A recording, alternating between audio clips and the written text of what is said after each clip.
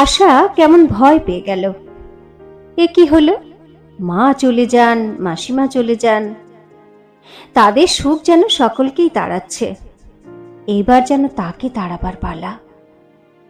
পরিত্যক্ত শূন্য গৃহস্থালির মাঝখানে দাম্পত্যের নূতন প্রেমলীলা তার কাছে কেমন অসঙ্গত ঠেকতে লাগলো।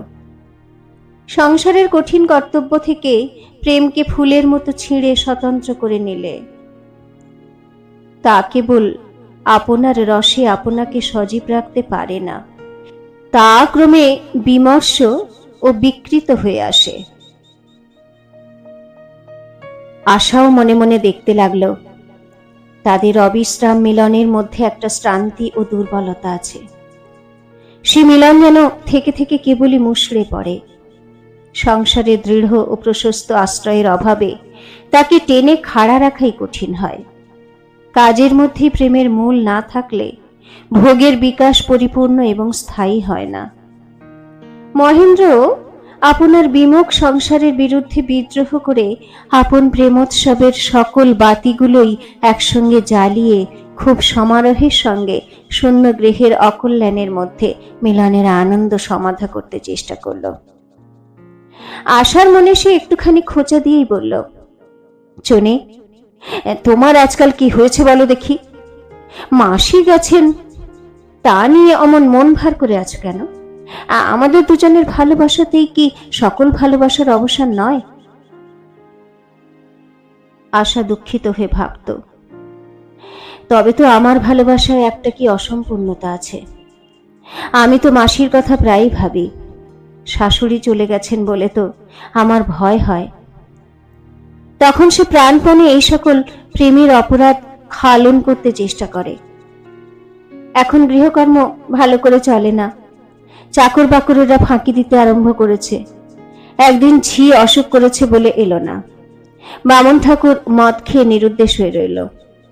মহেন্দ্র আশাকে বলল, বেশ মজা হয়েছে, আজ আমরা নিজেরা রন্ধনের কাজ সেরে নেব। মহেন্দ্র গাড়ি করে নিউ মার্কেটে বাজার করতে গেল। কোন জিনিসটা কি পরিমাণে দরকার তা তার কিছুমাত্র জানা ছিল না। কতগুলো বোঝা নিয়ে আনন্দে ঘরে ফিরে এলো। সেগুলো নিয়ে যে কি করতে হবে আশাও তা ভালো করে জানে না। পরীক্ষার বেলা 2-3 হয়ে গেল এবং নানাবিধ অভূতপূর্ব অখাদ্য উদ্ভাবন করে মহেন্দ্র অত্যন্ত আমোদ বোধ করল। আশা মহেন্দ্রর আমোদে যোগ দিতে পারল না। আপন অজ্ঞতা ও অক্ষমতায় মনে মনে অত্যন্ত লজ্জা ও ক্ষোভ পেল।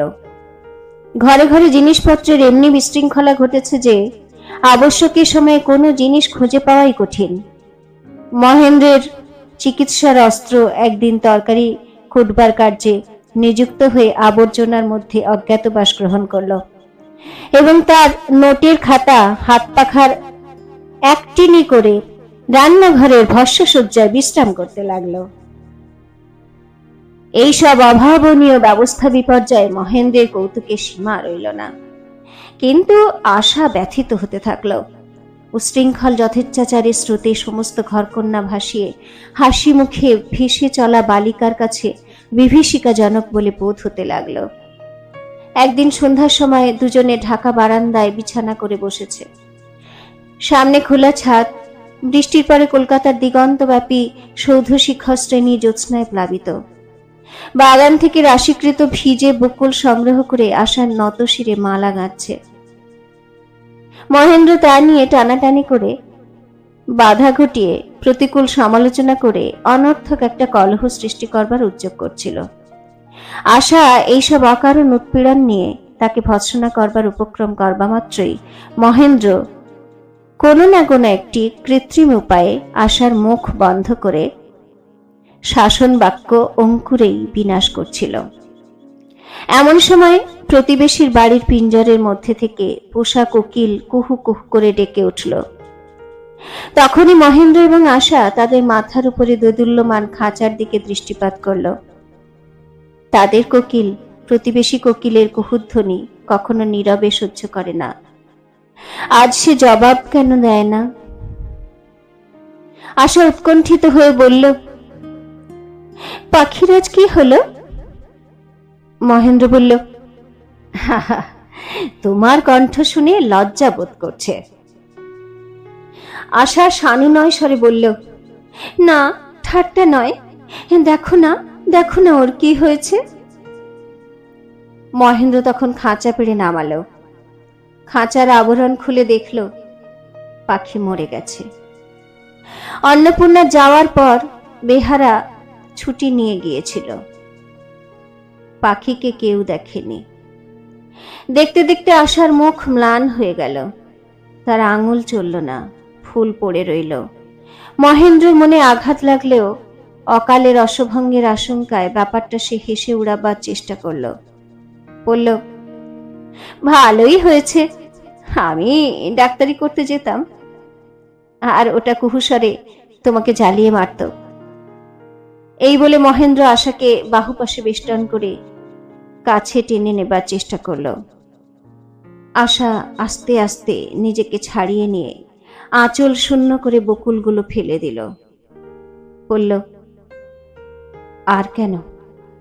ছি ছি, তুমি শীঘ্র যাও, মাকে ফিরিয়ে আনোগে। এমন সময় দোতলা থেকে মহিন্দা, মহিন্দা রব উঠল। আরে কে হে, এসো এসো বলে মহেন্দ্র জবাব দিল। বিহারীর সাড়া পেয়ে মহেন্দ্রের চিত্ত উৎফুল্ল হয়ে উঠল। বিবাহের পর বিহারী মাঝে মাঝে তাদের সুখের বাধা স্বরূপ এসেছে। আজ সেই বাধাই সুখের পক্ষে একান্ত প্রয়োজনীয় বলে বোধ হলো। আশা ও বিহারীর আগমনে আরাম বোধ করল। মাথায় কাপড় দিয়ে এসে তাড়াতাড়ি উঠে পড়ল দেখে মহেন্দ্র বলল, যাও কোথায়? আর তো কেউ নয়, বিহারী আসছে। আশা বলল, ঠাকুরপোর জলখাবারের বন্দোবস্ত করে দিয়ে গে। একটা কিছু কাজ করবার উপলক্ষ এসে উপস্থিত হওয়াতে আশার অবসাদ কতকটা লঘু হয়ে গেল। আশা শাশুড়ির সংবাদ জানবার জন্য মাথায় কাপড় দিয়ে দাঁড়িয়ে রইল। বিহারীর সঙ্গে এখনো সে কথা কয় না। বিহারী প্রবেশ করে বলল, সর্বনাশ, কি কবিত্বের মাঝখানেই পা ফেললাম। ভয় নেই, ভয় নেই বোঠান, তুমি বসো, তুমি বসো, আমি পালাই। আশা মহেন্দ্রের মুখে চাইল। মহেন্দ্র জিজ্ঞাসা করল, বিহারী, মার কি খবর? বিহারী বলল, মা খুড়ির কথা আজ কেন ভাই, সে ঢের সময় আছে। Such a night was not made for sleep, nor for mothers and aunts. বলে বিহারী ফিরতে উদ্যত হলে মহেন্দ্র তাকে জোর করে টেনে এনে বসালো। বিহারী বলল, বোঠান, দেখো, আমার অপরাধ নেই, আমাকে জোর করে আনলো। পাপ করলো মহিন্দা, তার অভিশাপটা আমার উপর যেন না পড়ে। কোনো জবাব দিতে পারে না বলেই এইসব কথায় আশা অত্যন্ত বিরক্ত হয়। বিহারী ইচ্ছে করে তাকে জ্বালাতন করে। বিহারী বলল, বাড়ির স্ত্রী তো দেখছি, মাকে এখনো আনবার কি সময় হয়নি? মহেন্দ্র বলল, বিলক্ষণ, আমরা তো তার জন্যই অপেক্ষা করে আছি। বিহারী বলল, সেই কথাটি তাকে জানিয়ে পত্র লিখতে তোমার অল্পই সময় লাগবে, কিন্তু তার সুখের সীমা থাকবে না।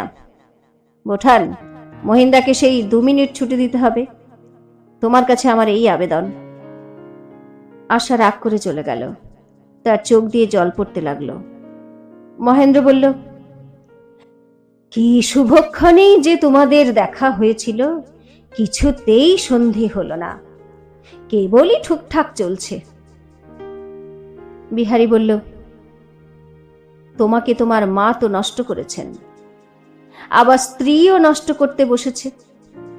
সেইটে দেখতে পারি না বলেই সময় পেলে 2-1 কথা বলি।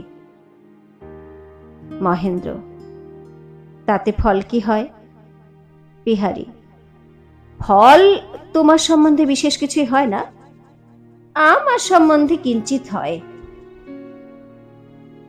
বিহারী নিজে বসে মহেন্দ্রকে দিয়ে চিঠি লিখিয়ে এবং সে চিঠি নিয়ে পরদিনই রাজলক্ষ্মীকে আনতে গেল। রাজলক্ষ্মী বুঝলেন এ চিঠি বিহারী লিখিয়েছে, কিন্তু তবু আর থাকতে পারলেন না। সঙ্গে বিনোদিনী এলো। গৃহিণী ফিরে এসে গৃহের যেরূপ দুরবস্থা দেখলেন, সমস্ত অমার্জিত, মলিন, বিপর্যস্ত, তাতে বধূর প্রতি তার মন আরো যেন বক্র হয়ে উঠল। কিন্তু বধূর একই পরিবর্তন, সে যে ছায়ার মতো তার অনুসরণ করে, আদেশ না পেলেও তার কর্মে সহায়তা করতে অগ্রসর হয়। তিনি শশব্যস্ত হয়ে বলে উঠেন, রাখো রাখো, ও ও তুমি নষ্ট করে ফেলবে, জানো না যে কাজ, সে কাজে কেন হাত দেওয়া। রাজলক্ষ্মী স্থির করলেন অন্নপূর্ণা চলে যাওয়াতেই বধূর এত উন্নতি হয়েছে। কিন্তু তিনি ভাবলেন, মহেন্দ্র মনে করবে খুড়ি যখন ছিল তখন বধূকে নিয়ে আমি বেশ নিষ্কণ্টকে সুখে ছিলাম, আর মা আসতেই আমার বিরহ দুঃখ আরম্ভ হলো। এতে অন্নপূর্ণা যে তার হিতৈষী এবং মা যে তার সুখের অন্তরায়, এই প্রমাণ হবে। কাজ কি? আজকাল দিনের বেলা মহেন্দ্র ডেকে পাঠালে বধূ যেতে ইতস্তত করত, কিন্তু রাজলক্ষ্মী ভৎসনা করে বলতেন, মহিন ডাকছে, সে বুঝি আর কানে তুলতে নেই। বেশি আদর পেলে শেষকালে এমন ঘটেই থাকে। যাও, তোমার আর তরকারিতে হাত দিতে হবে না। আবার সেই স্লেট পেন্সিল চারুপাঠ নিয়ে মিথ্যে খেলা, ভালোবাসার অমূলক অভিযোগ নিয়ে পরস্পরকে অপরাধী করা, উভয়ের মধ্যে কার প্রেমের ওজন বেশি তা নিয়ে বিনা যুক্তিমূলে তুমুল তর্ক বিতর্ক, বর্ষার দিনকে রাত্রি করা এবং জ্যোৎস্না রাত্রিকে দিন করে তোলা, শ্রান্তি এবং অবসাদকে গায়ের জোরে দূর করে দেওয়া, পরস্পরকে এমনি করে অভ্যাস করা যে সঙ্গ যখন অসাড় চিত্তে আনন্দ দিচ্ছে না, তখনও ক্ষণকালের জন্য মিলন পাশ থেকে মুক্তি ভয়াবহ মনে হয়। সম্ভোগ সুখ ভস্মাচ্ছন্ন, অথচ কর্মান্তরে যেতেও পা ওঠে না। ভোগ সুখের এই ভয়ঙ্কর অভিশাপ যে সুখ অধিক দিন থাকে না, কিন্তু বন্ধন দুশ্ছেদ্য হয়ে ওঠে। এমন সময় বিনোদিনী একদিন এসে আশার গলা জড়িয়ে ধরে বলল, ভাই, তোমার সৌভাগ্য চিরকাল অক্ষয় হোক, কিন্তু আমি দুঃখিনী বলে কি আমার দিকে একবার তাকাতে নেই? আত্মীয় গৃহে বাল্যকাল থেকে পরের মতো লালিত হয়েছিল বলে লোক সাধারণের নিকট আসার এক প্রকার আন্তরিক কুণ্ঠিত ভাব ছিল। ভয় হতো পাছে কেউ প্রত্যাখ্যান করে। বিনোদিনী যখন তার জোড়া ভুরু ও তীক্ষ্ণ দৃষ্টি, তার নিখুঁত মুখ ও নিটোল যৌবন নিয়ে উপস্থিত হলো, তখন আশা অগ্রসর হয়ে তার পরিচয় নিতে সাহস করল না। আশা দেখল শাশুড়ি রাজলক্ষ্মীর কাছে বিনোদিনীর কোনো প্রকার সংকোচ নেই। রাজলক্ষ্মীও যেন আশাকে বিশেষ করে দেখিয়ে দেখিয়ে বিনোদিনীকে বহু মান দিচ্ছেন।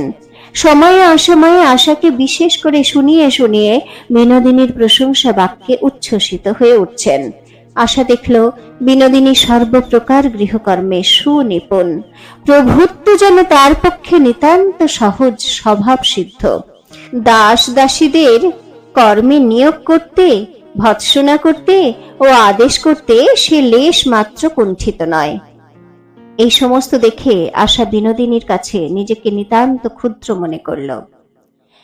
সেই সর্বগুণশালিনী বিনোদিনী যখন অগ্রসর হয়ে আশার প্রণয় প্রার্থনা করল, তখন সংকোচের বাধায় ঠেকেই বালিকার আনন্দ আরো 4 গুণ উছলিয়ে পড়ল। জাদুকরের মায়াতরুর মতো তাদের প্রণয় বীজ একদিনেই অঙ্কুরিত, পল্লবিত ও পুষ্পিত হয়ে উঠল। আশা বলল, এসো ভাই, তোমার সঙ্গে একটু একটা কিছু পাতাই। বিনোদিনী হেসে বলল, কি পাতাবে? আশা গঙ্গা জল, বকুল ফুল প্রভৃতি অনেকগুলো ভালো ভালো জিনিসের নাম বলল। বিনোদিনী বলল, ও সব পুরনো হয়ে গেছে, আদরের নামের আর আদর নেই। আশা বলল, তোমার কোনটা পছন্দ? বিনোদিনী হেসে বলল, চোখের বালি। শ্রুতিমধুর নামের দিকেই আশার ঝোঁক ছিল, কিন্তু বিনোদিনীর পরামর্শে আদরের গালিটি গ্রহণ করল। বিনোদিনীর গলা ধরে বলল, চোখের বালি? বলি সে হেসে লুটিয়ে পড়ল।